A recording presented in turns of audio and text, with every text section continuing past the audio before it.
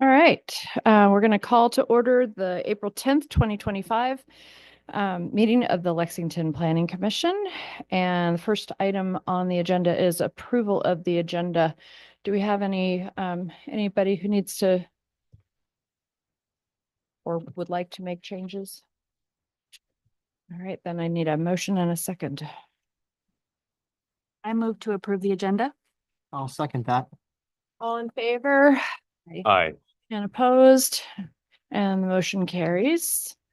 Next is approval of the minutes. The minutes looked very complete to me. Does anybody have any corrections, additions, changes? No. Thank you so much. So next we'll need a motion and a second. Move approval of the minutes. A second. All in favor? Aye. Opposed? And the motion carries unanimously.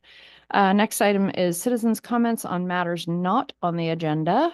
Are there any members of the public who would like to make a comment on something not on the agenda?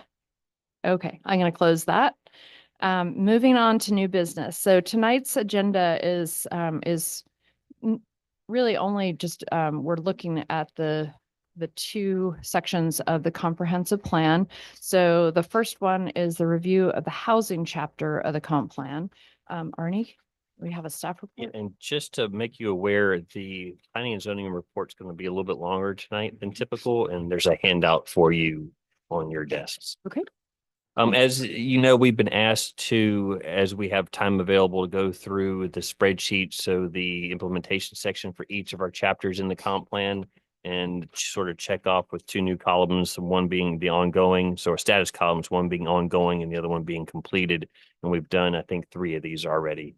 So for this evening, we have the housing chapter available for you on page 6. And we just checked off, and by saying checked off, we put a green box for that particular column. So as an example, the first one, HO 1.1, pursue funding strategies, including community development block grants and local revolving loan funds to finance rehabilitation of housing on behalf of residents in need. Check that one off because we are in the process of standing up the homeowner helper program as an example. So therefore, we mark that one as ongoing. And that's all I really have for comments, and happy to answer any questions as we go through that. And please also, because we're certainly not the folks that know everything that's going on. So there could be other boxes that could be checked as well. Okay, thank you. All right, we'll open the floor for public comment. If anybody would like to make a comment about the housing chapter of the comprehensive plan. All right, closing that section of the agenda and moving on to commission discussion. So I was thinking that just like last time, we would just sort of go through item by item, and does that work for everybody? Okay, so the first item is HO 1.1, pursue funding strategies, including community development block grants or revolving loan funds. You know, actually, maybe I'll just say, does anybody have any questions about HO 101, 1.1? Any comments? No.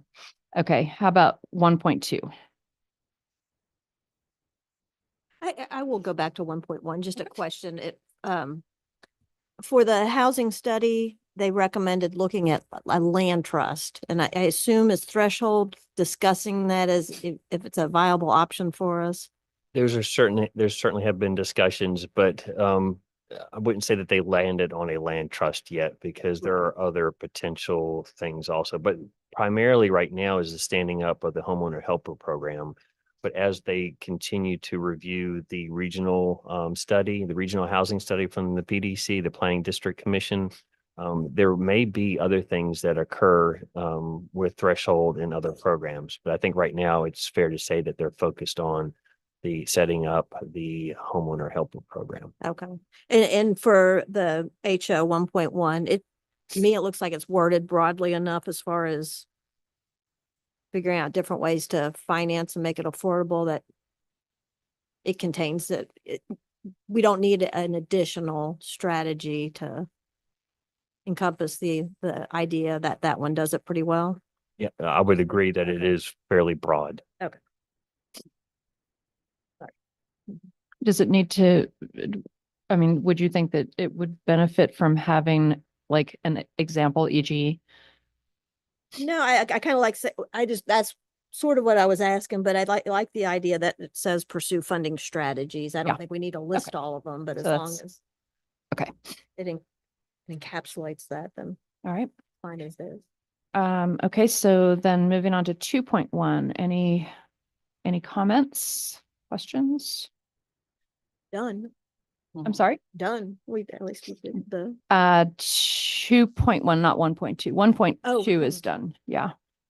2.1 is the one. Encourage energy efficiency and other green principles in planning, design, construction, and rehab of Lexington housing to reduce long-term ownership costs for residents. I have a question mark next to it, and I'm like, why did I have that question? So I think that my question might have been about what that might look like. One way potentially, and this may not answer your question exactly, but one way to potentially mark that as something that's ongoing is if one of the homeowner helper programs one of the projects within the homeowner helper program, once it's stood up and operating, if they put insulation in or they put in more efficient HVAC equipment, you could almost argue that that's part of that. This also sounds a little bit more like a separate, perhaps sort of program about encouraging energy efficiency and green principles. So how that would necessarily occur without being sort of a portion of what is going on with the homeowner helper program, I'm not completely certain what the intent for a program anyway would be. I can certainly see, having some sort of information on the website again, for people who are doing the planning, design, construction, rehab. I think, I can't remember which company it was, but I always look at everything a company is going to offer when I'm moving somewhere. And so there was like an energy package of like, I think I got like insulation things for outlet covers, Mhm. right? Like they send you different light bulbs that would, replace these with more energy efficient ones. I don't remember which one it is, but I live in town obviously, and I got that when I moved in here. So there's something, but I think there could be, I don't know exactly how this would work, but it would be nice if this was something that the city could try to do of like, here's how we encourage energy efficiency, maybe Boxer Wood having a rain barrel class on how to do something, right? Something to encourage it. And I think they do it with composting, Mhm. right? They have that, which is kind of in this realm, right? So I think you could say ongoing, but I think it would be nice to see more, but it's so broad, it's hard to know exactly what that means and who's responsible for Right. it. And I guess that's, we've talked about who's responsible and do these get checked off even if the city is not involved in them? And Rockbridge Conservation also has composting that they offer to anybody. Mhm. And so I think that we could definitely argue that that is being encouraged in green, which is to say green principles as opposed to, energy efficiency is. But Dominion, I think, must have been who gave you that, Mhm. so doesn't that sort of also count? I guess part of my focus is always thinking about what is the city doing, but Yeah. you're right, there are programs with both gas company and the energy provider that you can sign up and have an audit done for your property and they will give you tax credits and whatnot. So that's also from the government. So there are other programs that are certainly targeting energy efficiency, perhaps more than green principles that I'm aware of. But yes, there are other entities doing that. Is it on the website? I know there's like moving to Lexington or like new residents. Is there something in there of like, consider looking at your people, your like local utilities and stuff to see what they offer? I'm not familiar with what the Commissioner of Revenue's page particularly or specifically.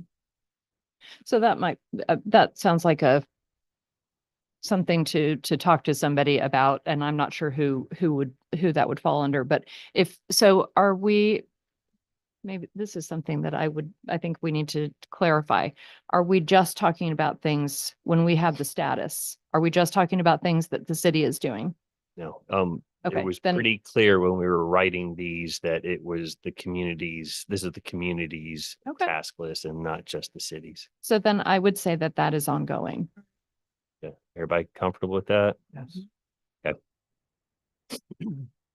Okay, next is expand provisions of the zoning ordinance allowing density bonuses for the creation of low and moderate income affordable housing units.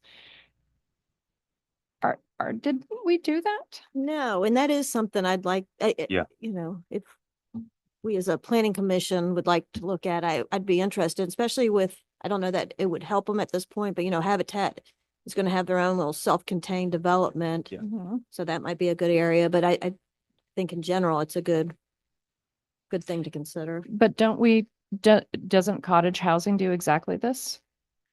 It's not really a density bonus. In Yeah. other words, if you're going to build 50 apartments, you have to make 10% of those affordable.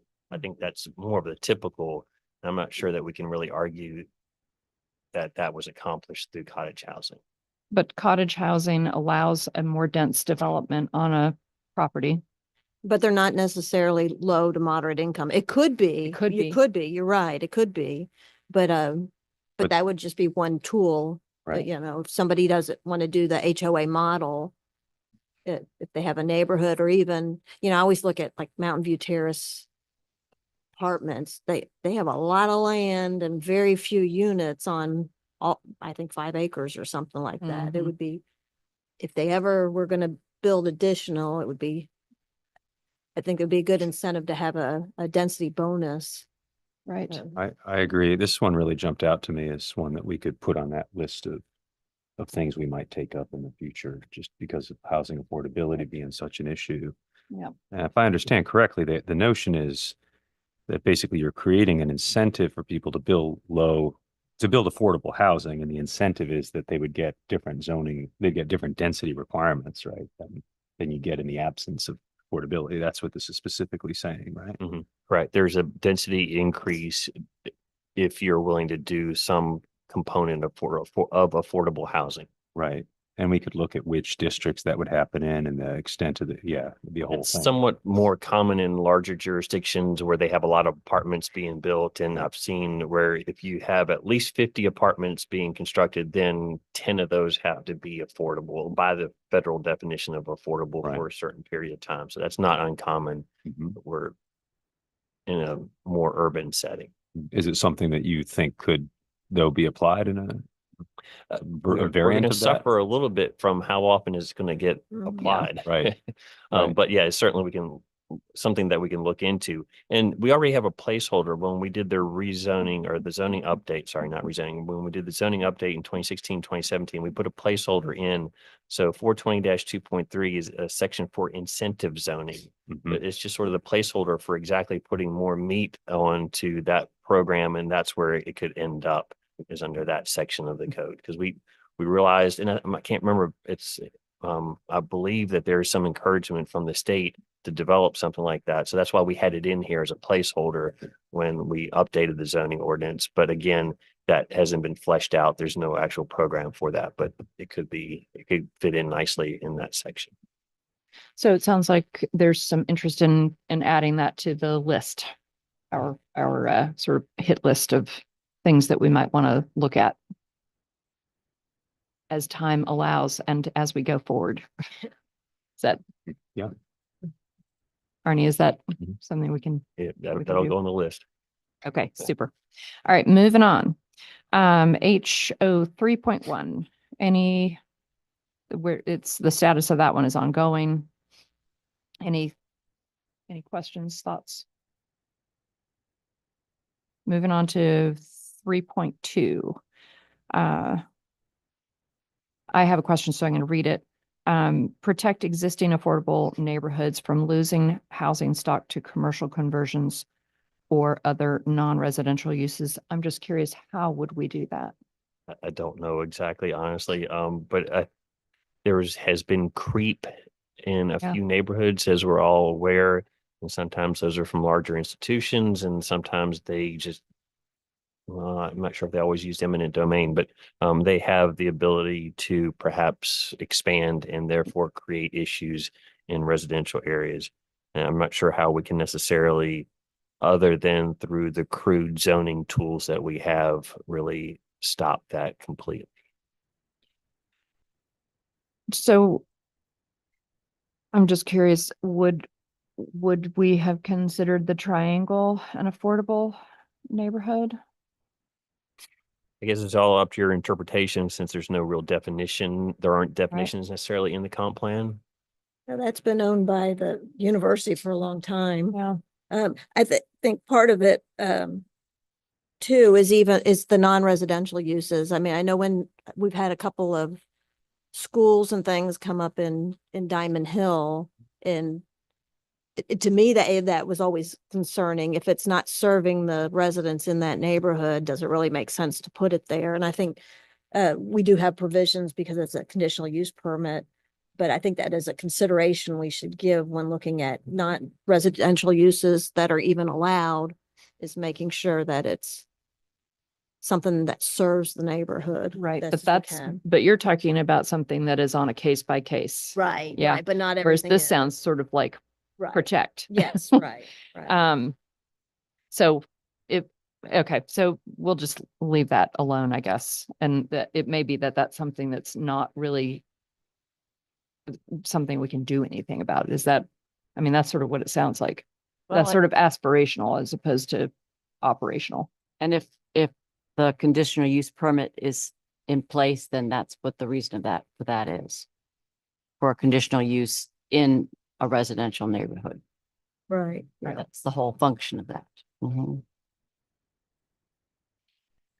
Okay, moving on, 3.3. Any comments on that one? This is about the commercial corridor at Nelson and Maine. All right, 3.4. Explore revisions to the zoning and subdivision ordinances to allow lots without street frontages where appropriate, making additional infill lots possible. Is that something that how would we, is that just an amendment to the zoning ordinance, or It like is that would be a flag lot kind of situation? correct. And that came up when we were talking about the comp plan the last time, that as an example, if actually our cottage housing property on Thornhill, that was that L-shaped one, if you recall, on the design. That's a good example of a large, deep lot that even if cottage housing doesn't go on there, if you could unlock some development potential, lots of times the house is on the front side, particularly out on Thornhill Road, the house is closer to the front and there's this deep yard Mhm. that's either inaccessible, and we require all lots to be on a public frontage. So, and this is very common in, particularly in counties, I think, but other places where you can build one more lot on a driveway that's maybe a 10-foot wide driveway and a 20-foot easement, and unlock one lot in the back. So you get a little bit more density by doing that in the subdivision code. Mm. So that was an idea of, and again, it's not going to apply to too many lots, depending on how it's written, but I don't think there are too many lots where we could unlock some development potential on the backside, but it's also very low density. We're only talking, and it would still have to meet the zoning requirements for minimum lot size and minimum lot width as an example. Right. So is that an easy thing to write? And is that something, I'm just curious, actually, that we're not changing anything obviously about this, but Maybe more difficult than many warehouses, but less difficult than cottage housing. okay. Well done. Somewhere in the middle. Okay. I do think my preference would be to look at frontage requirements before we did this. Yeah, because I think that alone would help some, because right now we require pretty large frontage requirements. Like if you live on a cul-de-sac, you still have to get the Right. frontage requirements, which doesn't always make sense if you've got a pie-shaped lot, right? Is that, yeah, Well, in that sense, in that case, the frontage is actually where your front setback. So we don't right up on the road where it's the skinniest. We Yeah. actually give you at least to like the 15-foot mark where Yeah. your front yard setback is. So we don't penalize you all the way up to the property line. But it is still a valid point Yeah. that sometimes for the small lot sizes that we have closer into town, we have a larger minimum lot widths and lot sizes than most of our lots Yeah. happen to be. I mean, so I guess my preference would be to focus on something like that before we did this. This one will be a little interesting because it's we obviously used to allow it because we've got a lot of shared driveways. Yeah. But but I think it'll cause a little consternation with people who are thinking that that lot can't ever be developed, and now all of a right. sudden we're saying it can. I'm sure. Yeah. I'm sure. Although I guess you could have that happen with the accessory dwelling units as well. Yeah, right, Yeah. exactly. Yeah, It's not terrifically different there. right. True. Excuse me. Okay, moving on to HO 4.1. This is an ongoing one already. I could explain, that's just marked because of the city's incentivizing the sprinkler systems. Mm, So that would help. And that there's been a good, as I think I understand, a fair bit of outreach already to property owners downtown about those underutilized upper floors, and the city potentially helping with zero interest loans and maybe forgiving the tap fees or the connecting fees. Nice. Okay, 5.1, partnering with local organizations to educate the public about heating systems, window repair, et cetera, et cetera. How is that different from HO 2.1, encouraging energy efficiency? Maybe not too different. Okay. Because there are resources again with Dominion Power, with the gas company. There are federal tax incentives for some of those things. So, but It's with almost- it sounds like the emphasis on this one is the partnering with. It's almost like it makes 2.1 the city's responsibility. And then this one is organizations and others. It's a little different. I mean, there's a Well, difference. but this one actually requires something of the city as opposed to the other one, which maybe is not that clear about that. So I'm sorry, Arnie, were you saying that we are sort of doing this partnering? Well, if you sort of take an expanded view of it, those organizations are they're operating here. If it's Dominion Power, if it's the gas company, and they have incentives for those things, but the partnering there is maybe a bit of a stretch from what I'm saying. That seems the case to me as well. Anybody else? Just, I That's mean, one. I think there's some difference of emphasis between 2.1 and 5.1, and then Yeah. 2.1 is mostly oriented towards planning, design, construction, and then rehab, right? So it's really kind of speaking to a different audience. But there'd be some overlap in that. Mhm. If I put in storm windows, I mean, I guess that is a kind of rehab in a sense, right? But I imagine that the people who imagine that's why there's two different things in here, is they're thinking about Right. two different kinds of audiences for two different kinds of interventions. And I think on 2.1, didn't we put in the PDMU? It was aspirational, but we suggest that you do, use green design principles, and wasn't that one of our? That was right Yeah, before I right. came in. Oh, okay. But Yep. yeah, right. So I think 2.1 gets to kind of to that Mm. way of where we can encourage it, and then Right. this is, partnering to actually implement some things. Yeah. Okay, so next one, and I see that we're, these are looking at the value of management and collaboration as opposed to the sustainable communities economy, sorry. So I think that maybe that's the wording that we're looking at in this particular section. So let's see, sorry, HO 5.2, continue partnership with Threshold Housing. I'm wondering why this one isn't Yeah. already, I'm reading it and wondering the same thing. so that one needs to be ongoing. Mhm. Explore the HO 5.3. The zoning, let's see, explore modifying the city zoning or regulations to facilitate the creation of a very variety of safe, affordable, and innovative housing options. Obviously, we're doing that, which is great. Anybody else have anything that they want to? Okay. 5.4, reevaluate the rental housing inspection program. Who would do that? That would be city. Council. Yeah. And just to give a little bit of history, years ago, prior to my coming here 9 years ago, there was a housing rental inspection, and there were the units were divided up in different zones, and on a yearly basis, they went out and scheduled inspections. And we had a housing inspector in addition to our building inspector / building official. And between the two of them, they went out and inspected the units. Then that fell away as we lost our housing inspector, and that has not been picked up again. And when we actually made changes to the city code where it had the rental inspection program, council said, okay, we're going to get rid of it, but we're going to reevaluate in the year. And that year came up and it was not picked up again because it would need additional staff. So there is a cost, and council did not pick that up.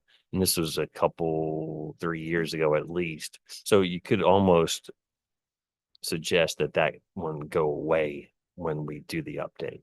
So there's not a need for it, or? I think it's Yeah. okay just to leave it because I actually brought it up last year. Do we want to do this? Could we get another person to do like short-term rental and this type of inspection? The program was interesting though, because it wasn't for all of Lexington. It had typically where college students lived in some of those neighborhoods. So it was just inspection of those, which I thought was a little surprising, but I don't think it hurts to keep it there and Yeah. periodically look at it. I mean, it was funny because council was all of the opinion of it really didn't do a whole lot of good. Then we went to make that code change and we had a couple people speak saying, it actually does help to have someone come in and tell you what to do. And so everybody started rethinking it, but not willing to spend a lot of money to do it again. Right. Well, it seems like it's certainly worth having it there. Yeah. Even if it's just to, the little poke, the Right, reminder. exactly. Yeah, right. All right.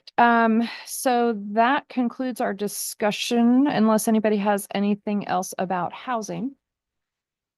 No. Just a general question to Arnie. I mean, from the housing study, my impression is this still captured everything that they brought up. I mean, at our council meeting, Marilyn gave a brief update on thresholds review of the housing study, and some of the recommendations for Lexington were looking at like the land trust, diversifying housing types, and starting up this homeowner helper program, all of which we were kind of already working on, and I think are all captured in here. Is there anything you think from the housing study that's missing? Not that I can think of immediately, but just to sort of piggyback on that, there's also state code changes that are constantly being brought up by the legislature. So in the future, we're going to have more and more pressure about sort of increasing number of units. Okay. So that's a good reason to keep reviewing and keep revisiting what we can do on here. Okay, so just to recap it. Oh, I sorry. have go one ahead. question. Yeah. Would this be related to like homeless shelters? As that would be part of housing, or would that be a part of something else? Well, actually, is something, well, it would be in housing, but if you're asking if we want to put something in that says we should investigate the development of a shelter, then that would have to be obviously another strategy specific or new one. Uh-huh. But those ideas are actually in the housing study, as far as I can remember, and then partnering with other jurisdictions as that makes sense. Mm-hmm. I'm not sure that answers your question, but yeah, that is one of those high level sort of policy decisions that could be put into here. Mm-hmm. My my wife is a public defender in town, and that's one of the biggest problems they have is like short-term places for their clients to go, for anyone to go to. It's essentially just find one in Waynesboro or Charlottesville or somewhere else that is not here, which is not helpful for somebody who's got court here. Rara and Threshold have been struggling with that for quite a while. Mhm. So yeah, it's mostly just, I'm not sure, having it broken down like this, I'm not sure if that is somewhere in our comprehensive plan, but services like that is desperately needed, as everyone knows, around here. So where would that fit? Under which value, I guess? That be accessibility and That's what I was thinking, accessibility and diversity, safe and affordable housing for all of Lexington's residents, regardless of their housing status. Mhm. Yeah. So if we wanted to make a recommendation to council to add a new item, how would we go about doing that? I would wait a little bit, and before we start actually crafting language, I would wait a little bit because there will be a work session from council to talk about the program for the update to the comprehensive plan. Mhm. And then in that update, I'm sure there'll be opportunities to not just review what we have, but to add new language as needed. Okay. And that whole discussion is being talked about within the community, and I don't think council is willing to take that, and we've had that discussion too, is willing to take that on as our own. Like Arnie said, it's a regional Yeah. issue, and I'm not even sure our region is big enough to take it on. And that's what some of the groups, including Threshold, are sort of looking at, is what's available, and are there spaces available, which there seem to be, but And- not but not necessarily here. locally. Yeah. Is right. sorry, you're saying, are there spaces available? They're looking at whether there are spaces available regionally? Right. Including, like you said, Waynesboro. I mean, that's where Rah and the churches refer people to right now.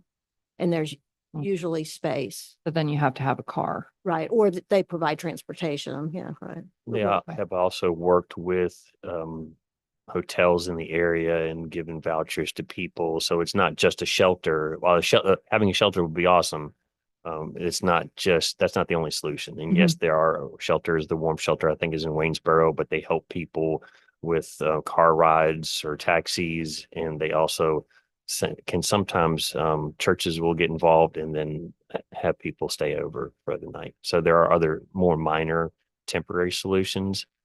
If they're driven to like Waynesboro, are they driven back if they need to be driven back?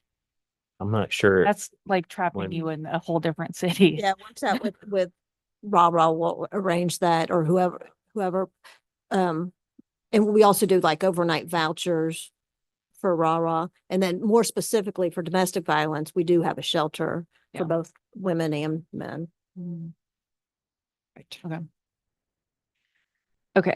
So, so we're not going to do anything. You all are either going to have the conversation about it, or it doesn't need to be. Yeah, I don't think it's a point. Okay.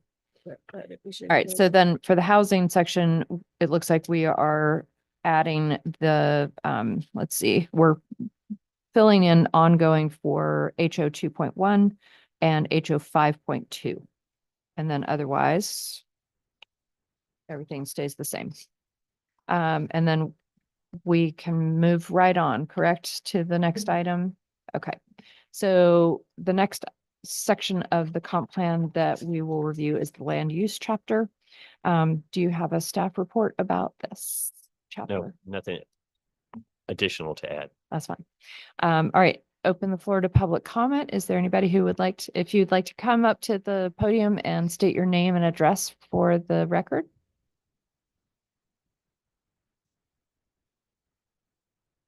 Name's Natalie. You state your full name, sorry. Natalie Egger.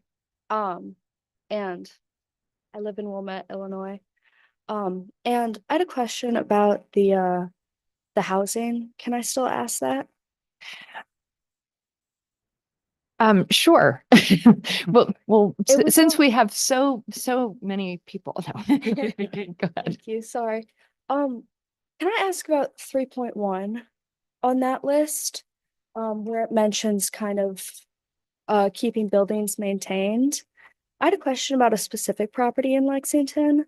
Um, the Blandome, that seems to be quite a historically significant building. And I was just curious if that was one of the buildings that would be kind of incorporated into that kind of act. And like just walking around, I know Diamond Hill was mentioned.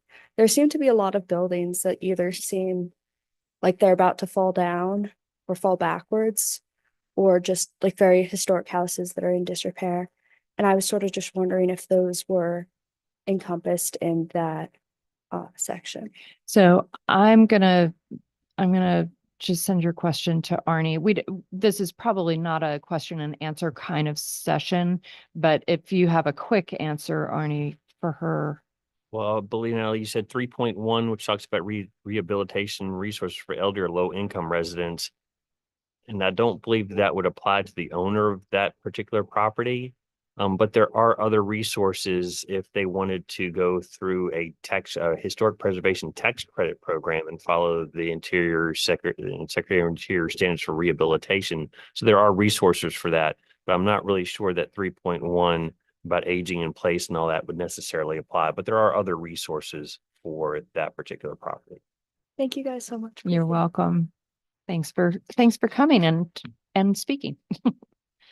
Okay, so any further public comment about this issue about land use chapter? Okay, I'm going to close public comment, and then we will go on with commission discussion about the land use section. Let's see, first item, the first value is accessibility and diversity, LU 1.2. Is improve ADA pedestrian bike access, et cetera. And that is an ongoing item. Is there anybody who needs to? Okay. The second one, LU 1.3, identify opportunities to connect neighborhoods through sidewalks, shared use paths, and trail improvements, and require such connections in new development or redevelopment proposals. And I was wondering if the bike pedestrian plan and the green infrastructure plan actually sort of get to this. I know they don't require it, but they certainly identify opportunities. Yeah. Anybody else? Okay, so I would recommend that we mark that as ongoing. Unless there's anybody who has an issue with it. Okay. Not to say that we don't have more to do. Just actually on a very related side note, walking in front of Maury River Middle School, there's a line of blue flags and a line of green flags. Is that sidewalk? That is our current, that's why I marked off the first 1.2, simply because we have that Transportation Alternatives Program grant award from VDOT, and that is a sidewalk. I hope those flags are on the west side or the north side of the street. They are on the side Opposite. closest to the school. Okay. So that is a project that we were awarded and VDOT is managing it. So yes, there should be, I think, a 5-foot wide sidewalk all the way from South Main to Wallace Street. It looks like they're widening the road there as well. Is that correct? So that I'm not so sure about. Okay, because there's some blue flags as well. So there's a line of blue flags and then there's a line of green flags. So I wasn't quite sure. Yeah. Okay. Oh, blue flags, sorry, blue flags and green flags, That just water, sewer. water. They're marking to make sure that they don't hit something, I imagine. Gotcha. Okay, great. All right. So next item is LU 2.1. Collaborate with the private sector to attract investments in opportunity areas that increase the city's tax base and offer unique residential shopping, dining, lodging, and entertainment opportunities. I was wondering if this is if this was being done with the echelon. Part of it, right? That would be. So I mean, right there, we didn't go over the finish line with them, but certainly that's in process. Okay. Anybody else have any comments about that one, 2.1? All right. 2.2, promote the economic vitality of commercial centers through the coordination of public-private sector investments. And that's an ongoing item. Let's see, any comments on that one? Okay, moving on to 2.3, solicit proposals for the development of a dense mix of revenue generating uses on city-owned property along Spotswood Drive. Now, We what did- does that mean by revenue generating? Well, it's a vacant piece of property now, so anything that goes Anything. on, it's going to have some more Include- value than okay. what there currently So is. it doesn't have to be a store, just even Right. taxes, Yeah. residential. Okay, A I just wanted dwelling to make unit sure. increases the value and therefore the taxes. And I left this one blank because we did, but that didn't go forward. So now we're in a period of trying to figure that out again. So you could argue that we did solicit, and it just didn't work out. So I you think could that's mark it or not ongoing. mark it. We are still, yes, soliciting. That is Yeah. one of our goals for this year. And you know, and the reason the revenue generating is in there is is a reminder that for both that and the VDOT property, those were our main goals in developing it. Was we want them to expand our tax base somehow, whether it's through additional residents and or businesses or mixed use, that's not meant to be a park or some use like that, that doesn't generate revenue. Right. So if there was a CUP granted, it would have to have that same language that we put in to one of them where we said it, as long as it stays on the tax rolls. Yeah, it was more since there was a university involved. I know, Yeah, but you right. could do Yeah, the you could do the same, right, Yeah. right, yeah. Okay, so moving on to LU 3.1. Any comments on that one? Facilitate creative residential, commercial, mixed-use developments.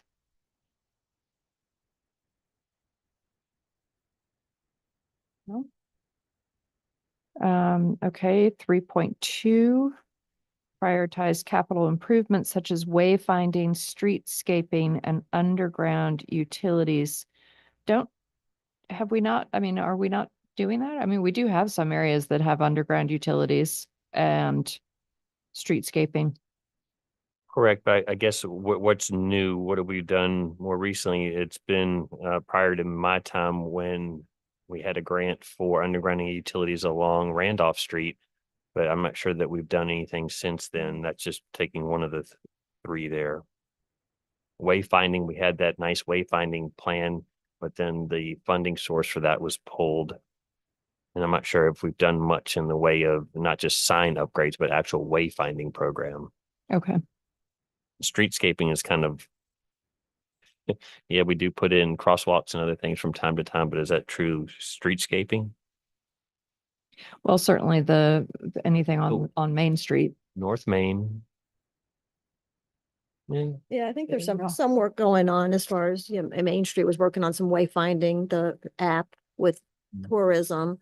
But I do think it's important to keep noting that we need to work on putting more utilities underground. Because Yes. like Arnie said, we have kind of stalled out. Yeah. It's expensive and It's- difficult, but we need to exactly. keep It- working at that. Yeah. So, but is anybody's sense that if we mark these as ongoing, that is disincentivizing?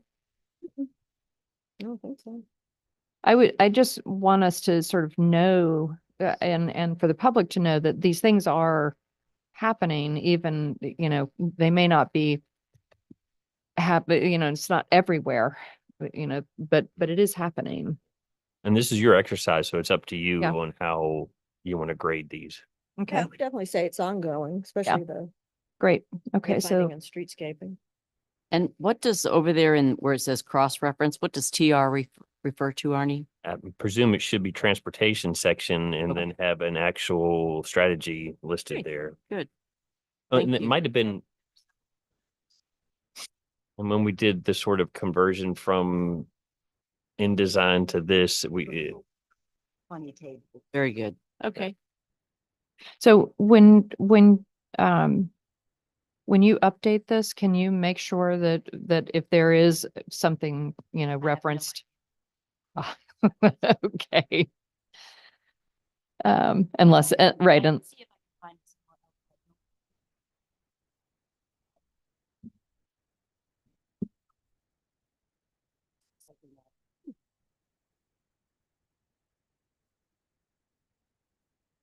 yeah, you're right.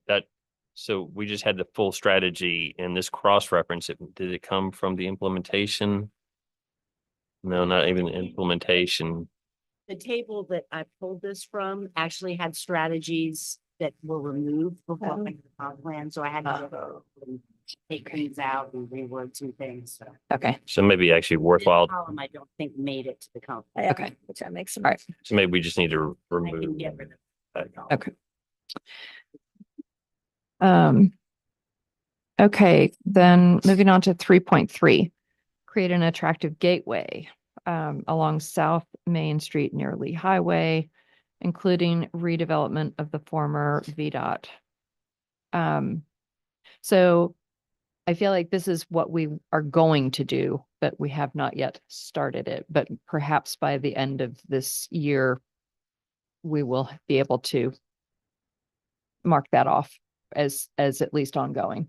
That but- is one but of not yet. our immediately to do projects, which is the entrance corridor review, the signage and other cross connections and whatnot Right. in entrance corridors. Yes. So that's soon, but not yet. Anybody else have anything about that one? Okay, 3.4, encourage attractive redevelopment along the civic corridor. Same, I would say same issue, that's sort of coming soon. LU 3.5. Anybody have any comments about that one? Yeah, Main Street actually kind of heads up our implementation of the downtown enhancement plan. Mm. And we're pretty far along. I mean, the plan's 10 plus years old, but we've gotten just about everything that we want to do done. We're all, So then it sounds like, are we in ongoing or I'd say ongoing? still. Okay, There's a few crosswalks and things like that they're still looking at doing. okay, super. LU 4.1, enhance the city's online GIS tools to incorporate future planning framework, map, et cetera. That's all ongoing. Anybody need to make any changes? Thoughts? Okay. 4.2, engage the community to identify development goals for the opportunity areas and assess the need for small area plans for these areas. So now the opportunity areas include the VDOT property and the Spotswood property. Is that, yeah. And I assume this is a council. Yes, in the council. John was the one who wants to do a small area plan. Council did before we even went out for requests for proposals for the properties, have a community forum on what it should be. And that's how we got down, partly how we got down the path of housing. We also had a study and a consultant help us say that's the best use of that property at this time. And then looking at the larger area, particularly South Main Street, how do we want to redevelop that whole area? Because it's all in the opportunity area, and that we haven't really gotten to. And we don't own all the land, Yeah. but it is part of enhancing that entrance corridor and things like that. So it sounds like that should be ongoing since you did the community engagement. Yeah, I think you can say ongoing because we're going to definitely, Yeah. we're focusing on developing that area. Okay. All right. Moving on to LU 5.1, evaluate land use applications and capital projects against the applicable future planning framework, design principles, and planning objectives. This actually sounds like a planning commission thing. Can we, I assume that we can start doing that. Oh, after reading it again, I would think that we're actually already doing it. Because evaluate land use applications against the planning framework. Well, that's your comp plan. Yeah. So we do review our land use applications, and when appropriate, I tell you, well, it meets this particular strategy or not. And so I think we're doing that. Now, the capital projects, well, even when we have a capital improvement project that has to get submitted to council for review, it has how it meets the comprehensive plan, and it also has to state how it meets the strategic plan. So I think you could argue that that's being done. So I wonder if maybe it would be helpful when we are reviewing proposals that come up to have a copy of the map handy that we can sort of just look at and say, okay. Because, it's a very, it's easy to not remember exactly where those opportunity areas are, Right. And or then for here, or the future planning framework. yeah, we're talking about a little bit more than just opportunity areas, but yeah. Yep. So we'll have to remember then when we provide, sometimes we provide you a location map. Yeah. And then sometimes it's helpful for you to know what the zoning is of that property for either site plan or whatever we're working on in that particular land use application.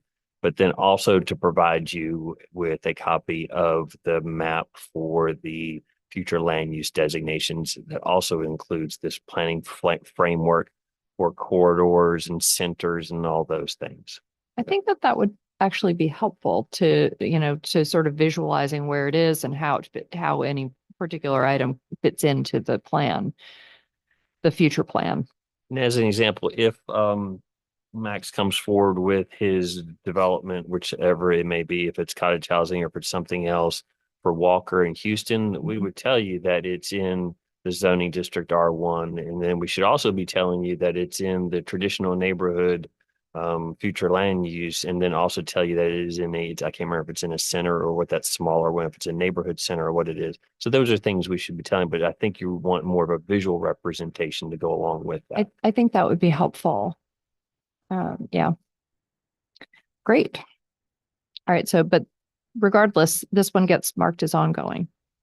I've got a comment about that. Yeah, please. How would this ever be completed? This is an ongoing. Some things are it's probably not excessive ever. This one is ongoing. So you could rewrite it perhaps, make it something like implement procedures to, or something like that, where you could actually complete it. Or else just live with it. Right. I think that for some things, we don't really want to complete them. Sure. I mean, we want them to be ongoing. We want them to be things that we are just always thinking about. We're always thinking about how to increase the accessibility or the amount of affordable housing. We want to make sure that we're always at least thinking about these things. But I mean, I hear what you're saying. We don't have much in the way of completing. It seems goal oriented. Yeah. It seems like we're trying to get everything over into the completed column. Not this one. Not many, perhaps. Right. I need to change the way I think about it. This is the discussion we had during the comp plan is Right. exactly what you two are Right. talking about. Right. Do you It's- make them, let's get it done, or do you keep it sort of as a little reminder that we need to always keep looking at these things? Right. And Making progress. in any kind of thing where you've got goals and objectives, you want them to be measurable. Mhm. But on the other hand, you also, there are certain things that are almost more, I don't know, maybe principles, or an approach that you want to take. And so it's sort of like marrying the two of them. So some of the, they're somewhat measurable, but in some ways it's hard to measure a lot of these. So I don't know if that answers at all your. That's fine. Okay. It's very well said.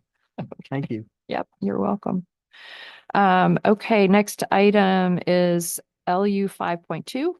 Review the impact and implications of the future planning framework designations on existing zoning ordinances and procedures and recommend changes necessary to align the city's ordinances. Is this something that we do at all when we are, sort of updating, reviewing at all? I think we do take that into account. I'm trying to think of a good example.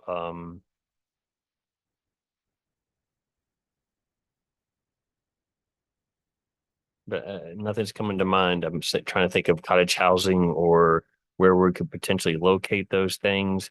But the future planning framework is a component of that land use chapter, so the comprehensive plan. So do we actually review the implications of that? Seems like, I can't think of specifically. Okay. seems like during the comp plan review itself, and the issue kind of came up when we were looking at short-term rental too, because we were allowing it in the mixed use areas, and we were looking at some places, do we expand the mixed use areas? That's about last time I really remember we focused a lot of attention on the future land use. All right, so we're going to leave that one alone, it sounds like. Is that right? All right. Everybody ready to move on? Okay. LU 5.3, consider developing a design and construction standards manual.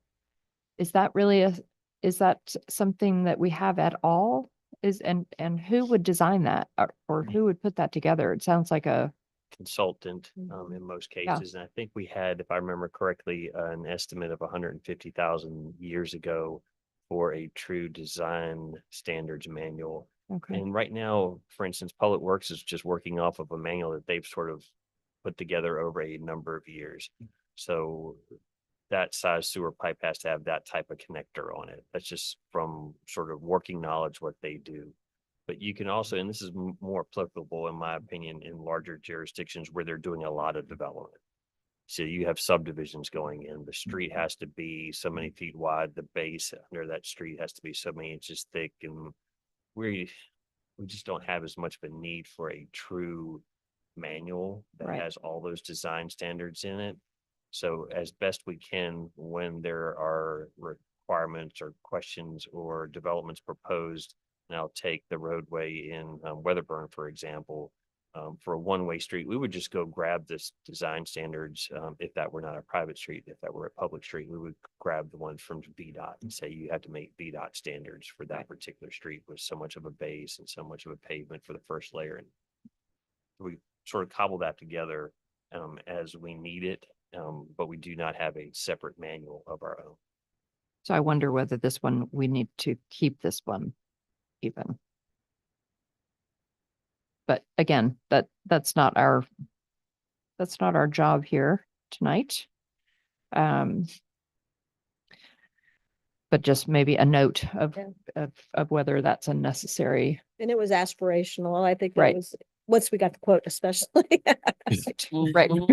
Right. Okay, so 5.4, explore the creation of new planned PUD zoning district focused on unique, and that's the PDMU, correct? Right. All right. All right, LU 5.5, continue regular communication and coordination between city and county planning staff and long-range plans to achieve regional land use goals. Do you work with Chris Sladen on these types of issues or? As needed. But what I can't think of anything in the recent past, so therefore I didn't mark it off. But we do have conversations, as an example, just as recently as the other day, because of the project that for the golf course, the country club, because that also is partly in the city. A few of the golf holes are in the city, and most of it's in the county. So we do actually occasionally. So that sounds like it should be ongoing then. Okay. Anybody else have anything about that one? All right, last one. Continue regular communication and coordination with WNL and BMI leadership to maintain the engagement and the physical and programmatic addition. So, and that is an ongoing item at many levels. All right, and that concludes our review of those two sections. So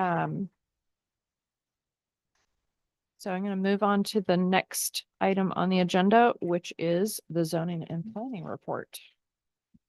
As I thought we'd have a little bit of time, I went ahead and put together this supplement that you have in front of you, and we may have extra copies perhaps. So just did a spot inspection earlier in the year on 3 of our short-term rentals because I haven't done that in a while. So just to hit the highlights of those.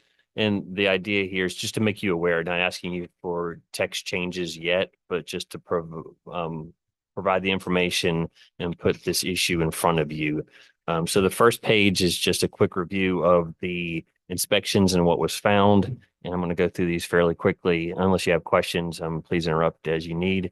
For the first one, no logbook was on site at all. And since it's been a while since we actually formulated the short-term rental rules and regulations, just a quick overview. Why is a logbook important? We have this hybrid approach where if you are a short-term rental operator and you live there, you can rent out up to 2 rooms at a time, sort of as you do on Airbnb. So you're there, but you have a couple extra rooms, you rent those out under one booking. And you can do that for up to 104 nights. So that's type A rental. We also did the hybrid approach, which is like VRBO, where you leave and you can rent out the entire thing. So you can do that up to 45 nights. So type A, you're there up to 2 bedrooms, and type B, 45 nights, you're gone, and however many bedrooms you have in your house or your dwelling unit can be rented. So that's why a logbook is important, because the logbook is supposed to tell me if there are problems or complaints. I can go over and say, look at the logbook. Okay, you had so many nights under type A and so many nights under type B. This one didn't have a logbook at all. The second item there, they were advertising individual rooms as opposed to doing it all under one booking. And the more minor, perhaps, dates of trash and recycling collection were not posted as required. And mind you, when we might need to remove the recycling because we don't really have curbside anymore. And also on the minor side, perhaps, is the name and telephone number of the host or host designee was not posted as required. If there's an issue there, whoever's renting should be able to contact the owner or somebody who's in charge of that particular unit. We did receive 3 complaints last year for that property, and there's at least a suspicion on my part that it's not being maintained as a primary residence. All 3 of these received notices of violation, and we're in the process for those. What type of complaints did they receive? It was more about the fact that they're operating as a bed and breakfast and not as a short-term rental. And so it wasn't about it wasn't about what you would expect, noise or too much parking or some of the partying, some of the other things. It was, in this case, all about, hey, are they actually operating as a short-term rental as opposed to a bed and breakfast? And a bed and breakfast is not allowed on that particular street. Yeah. And was the concern that they were exceeding the number of days?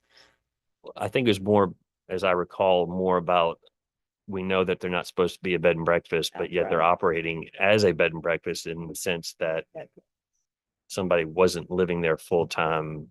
They're advertising clearly as individual rooms as opposed to booking for. So there were a number of issues there. So the other one, second one on your list there, no logbook again. They also ended up after being sort of coerced a little bit because they didn't have a logbook. I'm still trying to figure out how many nights, and are they type A, type B? Were they in compliance? Were they not? They did provide their Airbnb monthly report, so I was able to add up the number of nights, and they ended up being more nights than we actually allow. Suspect that they also only offered the type B the entire time, as opposed to a combination of type A and type B, which means they're really over the number. And the dates for trash collection and the name and telephone number of the host was not provided. The last one, similar issues, no logbook, Airbnb monthly report, so that they were significantly over the number of nights and they only do type B there. And then the dates of trash recycling were not posted as required. This is just a spot check. So 3 out of 3. And it wasn't just one issue here or one issue there. It was all 3, which leads me to the next page.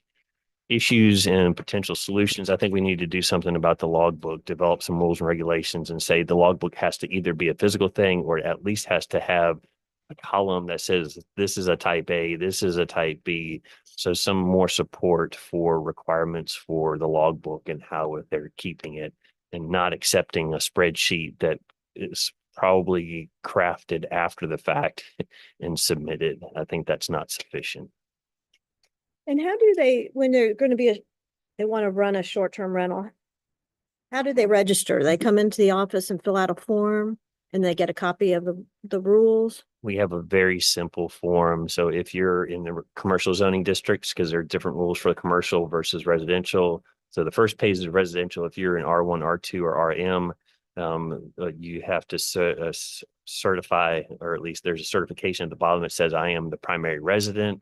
And then we also require a number of documents to show there's no one magic document that says you're primary, but that's a real simple one-page application. On the reverse reverse side of that is if you're in a commercial zoning district. So we make them aware that you do not have to abide by the 104 nights and some of the other rules and regulations. Oh. But we do give them, because the part of that registration process is a pre-application meeting and an inspection. So Steve and I go out and Steve is poking all the smoke detectors in the house, requiring a CO detector if there's any sort of gas appliance. I'm counting parking spaces and providing them with the short-term rental rules and regulations and going through the obvious items. So they are made aware of these things. Now, two of these folks at a minimum said, well, it was so long ago that I didn't recall. No, that's not an excuse. Right. They're supposed to know once we provide them the information, when we do the registration, they're supposed to keep up with that. And are all three of these being run through Airbnb or VRBO? Two are definitely going through Airbnb, and one of them is exclusively Airbnb. I think the other one is too, and the third one, they're doing a sort of a combination of their own website and I think Airbnb or VRBO is one or the other. So they have to just be a little bit careful. And you can also, I think, coordinate between platforms. If you mark off a night on here, it picks up on the Right, other platform, so you don't double book. right. So is that something, I mean, you said you went and got a report off of Airbnb, or they did? Provided. It's Yeah, something that we can perhaps ask or require. So that's one Right. of the other sort of solutions. I've put some issues. So under the logbook headings, a couple of issues there and a couple of potential solutions. Again, not wanting to develop language tonight for these things, but just to make you aware of the issues that were experienced or found, and then perhaps some thoughts on how to resolve that. So that's, unless there are questions about logbook, go forward to the enforcement powers.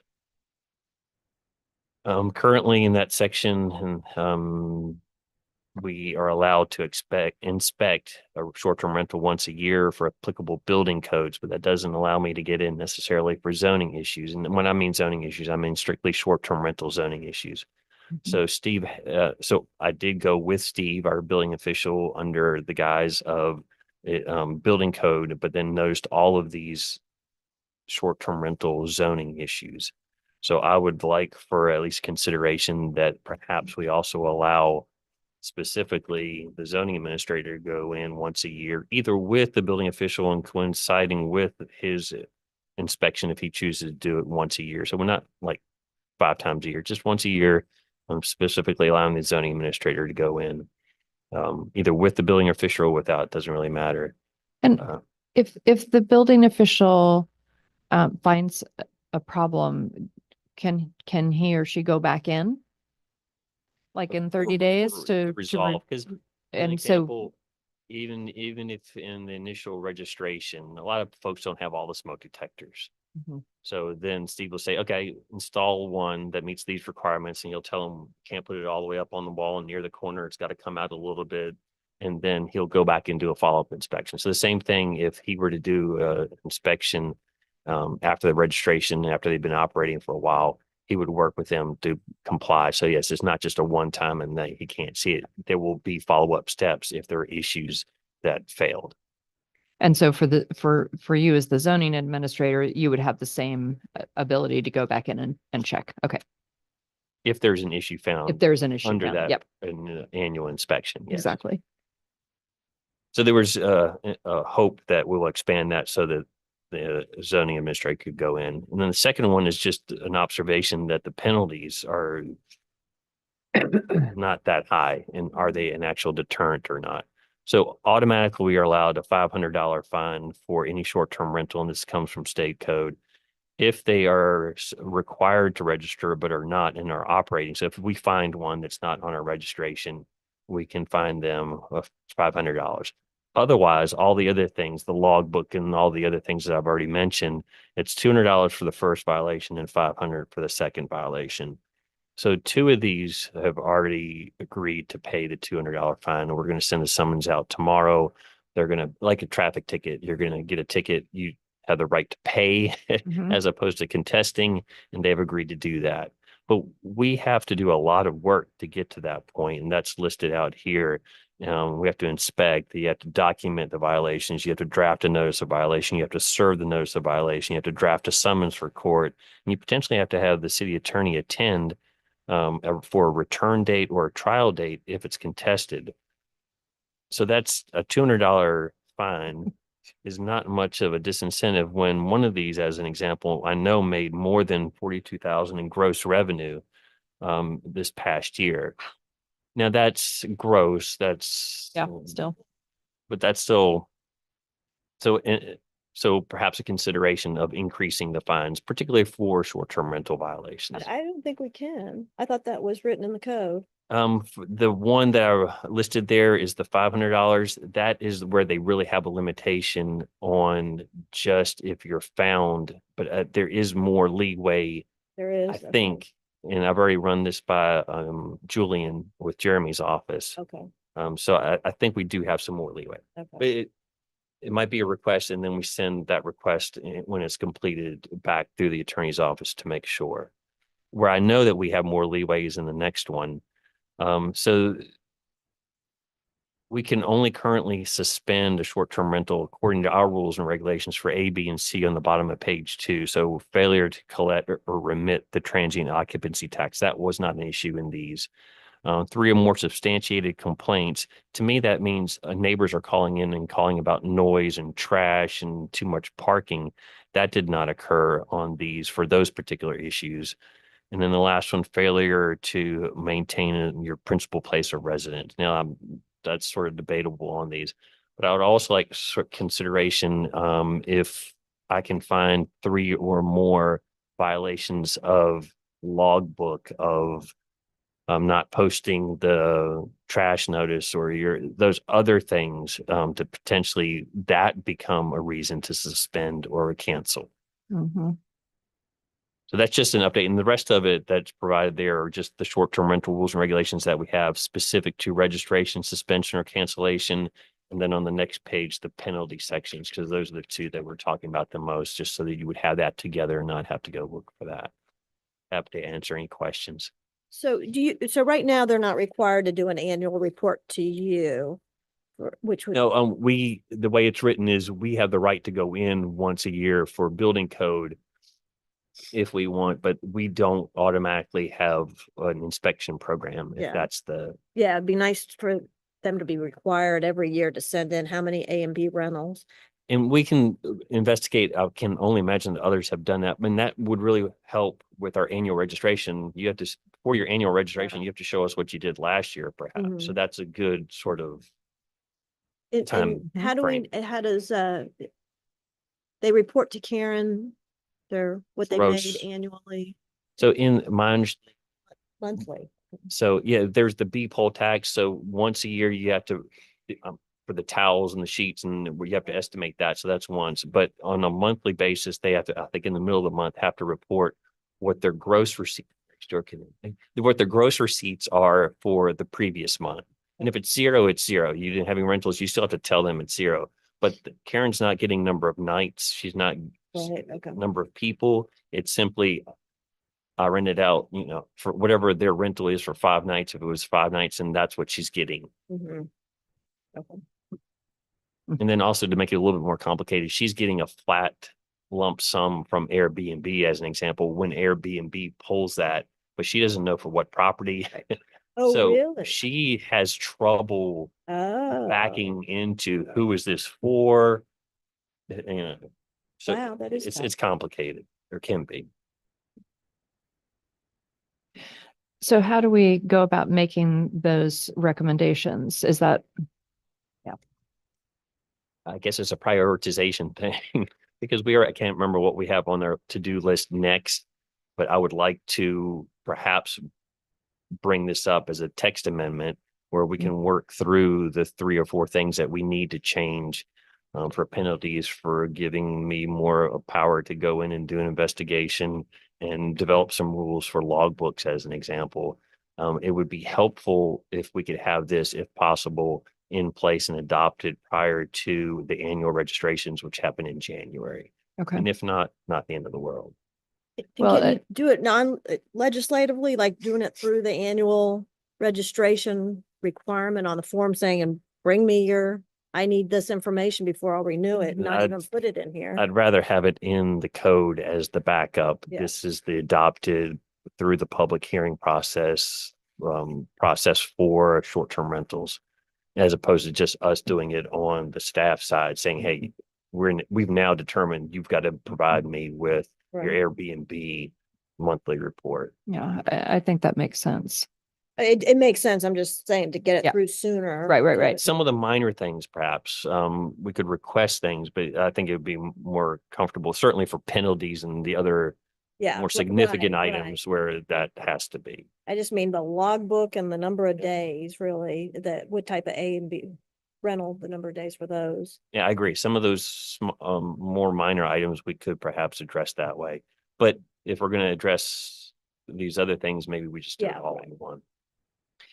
It seems to me that having that addressing this issue sooner than later is important since we did create this beast. So we want to make sure that we're tidying up any kind of loose ends that are, that are coming to light as it implements.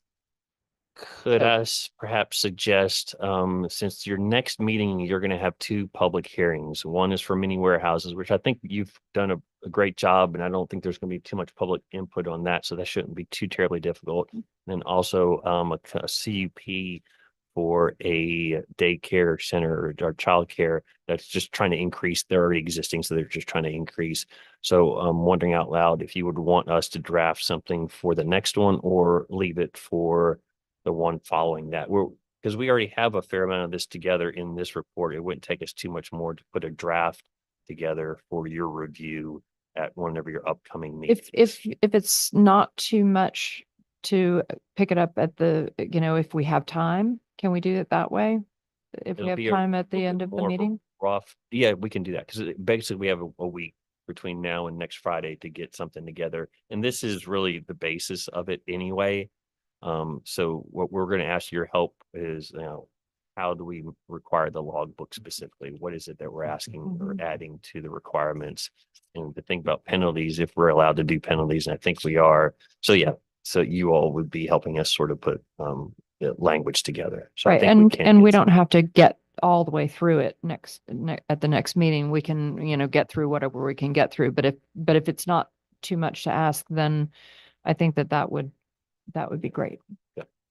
We'll do. Does that work for everybody? Yeah. Okay. All right. 2 more items, if I may. yeah, please. Sorry, that was part 1. Absolutely. Planning report. 2 other really quick things. We are also working on a zoning text amendment for canopy signs. Currently, we allow signs on the sort of on an awning, but on the valance part, so the little vertical part. And we have a property owner for the Gin Hotel. Ugo would like to have letters because he has a flat canopy that comes out. He would like to put letters for Gin Hotel on top of that canopy. That are internally illuminated. We currently don't allow that. So he's working with an attorney to provide some draft language. We've been working with the attorney recently, and we're going to have something to you sooner than later for a zoning text amendment to allow canopy signs. And we went around the other day and we only have 3 canopies for. True campaigns. Okay. So that's just something that will be on your agenda. Also just sort of draft for you to work on some language or tighten that language up and then get it advertised for a public hearing. We're also going to take that, in case you hear about this, we're also going to take it to the Architectural Review Board to get their input prior to bringing it to you, just so that we have that background, because I failed once and we added lighted, internally lit neon signs without their review. And I sort of took it on the chin that time. So I'm not going to do that again. That's a good idea. And are you all going to look at like foot candle maximums and That hasn't been discussed thus far. But I think if I remember correctly in the sign, if staff determines it to be too bright, then we can ask them to turn it down. But I don't think right now we also don't have a sort of a standard for foot candles. but we do have I'm not sure what exactly it is, but we have a dark sky. Is it an ordinance? It's part of the requirement for exterior lighting. And I think Okay. it may actually exempt signs, but I've got to go back and check because it's been a while. So Okay. any exterior lighting has to meet dark sky requirements. Any new exterior lights have to meet dark sky requirements. But I got to remember if the But signs are signs may exempted not. or not. Language about internally illuminated signs can't be distracting. I'm thinking Can't about flash and can't do other things, correct? thinking about like the freestanding signs in the entrance. point. Oh, yeah, correct. They can't be so bright as to disturb residentially zoned property. So there are some, yeah, and traffic. So there are some other standards already in there. So now that, since the gym is across the street from buildings where you could, I don't know whether they are currently, but you could have residential properties above. I can't remember if it says residentially zoned or if it actually says residential units. So that would make a big difference. But I also don't think, and he's talking about 10-inch tall letters Depends on how bright they are. that big. So I really don't Yeah. think, but it's also write in such a way that, and this is the type of discussion that I'm hoping to have. Yeah. So thank you. So if there are complaints or if staff finds it to be too bright, we can ask them to turn down the brightness in some way and not have to go out and measure foot candles and get whatever piece of equipment that measures foot candles. Right. I don't think you would measure the foot candle so much as you would have a sense of what foot candle range you're looking at. And then just say you can't go over this. And Then- I'm not a foot candle expert. I just have I- dealt with that before. So, okay. All right. One Thank you. last thing. Yeah, go for it. We did find out recently, because in my mind, as far as the WNO sort of prioritized projects in their master plan, there were 10, I think, and we approved 7, and 2 of them were one was pulled and 2 of them weren't approved.